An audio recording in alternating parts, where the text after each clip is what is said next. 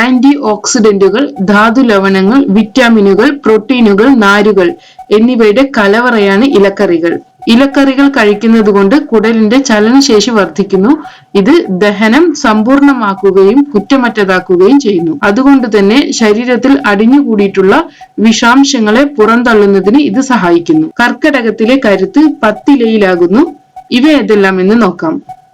താള്, തകര, തഴുതാമ, ചേമ്പ്, പയറില, ചേനയില, കുമ്പളം, മത്തൻ, ചൊറിയണം, മുള്ളൻചീര, കൂവളത്തില, കടുമുടുങ്ങ ഇവയെ 10 ഇലകളിൽ ഉൾപ്പെടുത്താം. ഔഷധ ഗുണം ഏറെയുള്ള താള് ദഹനം വർദ്ധിപ്പിക്കുവാൻ ഉത്തമമാണ്. കാൽസ്യം, ഫോസ്ഫറസ് എന്നിവ താളിൽ ധാരാളമായി അടങ്ങിയിട്ടുണ്ട്. മലബന്ധത്തിനും നേത്രരോഗത്തിനും ത്വക്ക് രോഗങ്ങൾക്കും പ്രതിവിധിയായി തകര ഉപയോഗിക്കുന്നു. തഴുതാമയുടെ ഇല കർക്കിടക മാസത്തിലാണ് സാധാരണയായി കറിവെക്കാൻ ഉപയോഗിക്കുന്നത്. ധാരാളം പൊട്ടാസ്യം നൈട്രേറ്റ് അടങ്ങിയ തഴുതാമ മൂത്രവർദ്ധനയ്ക്കുള്ള ഔഷധമായി ഉപയോഗിക്കുന്നുണ്ട്.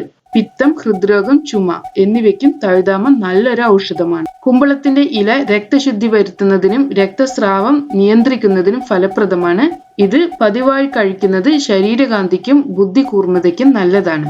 മത്തനിലയിൽ ധാരാളം ധാതുക്കൾ, വൈറ്റമിൻ എ, സി എന്നിവ അടങ്ങിയിട്ടുണ്ട്.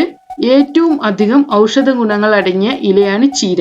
ഇതിൽ ധാരാളമായി ഇരുമ്പ് അടങ്ങിയിട്ടുണ്ട്. ഇത് വിളർച്ചയ്ക്ക് നല്ലൊരു ഔഷധമാണ്. ചേനയിലയിൽ നാരുകൾ, കാൽസ്യം, ഫോസ്ഫറസ് ഇവ ധാരാളമായി അടങ്ങിയിട്ടുണ്ട്. ചൊറിച്ചിൽ ഉണ്ടാക്കുന്ന ഇലയാണ് കടുത്തുവ ഇല. വിവിധതരം ആസിഡുകൾ ഇതിൽ അടങ്ങിയിട്ടുണ്ട്. പയറിന്റെ ഇല ദഹനശക്തിയും ശരീരശക്തിയും വർദ്ധിപ്പിക്കുന്നു. ഇത് ശരീരതാപം ക്രമീകരിക്കുകയും നേത്രരോഗം, ദഹനക്കുറവ്, കരൾ വീക്കം എന്നിവയെ തടയുകയും ചെയ്യുന്നു. മാംസ്യം, ധാതുക്കൾ, വിറ്റാമിൻ എ, സി ഇവ പയറിലയിൽ ധാരാളമായി അടങ്ങിയിട്ടുണ്ട്.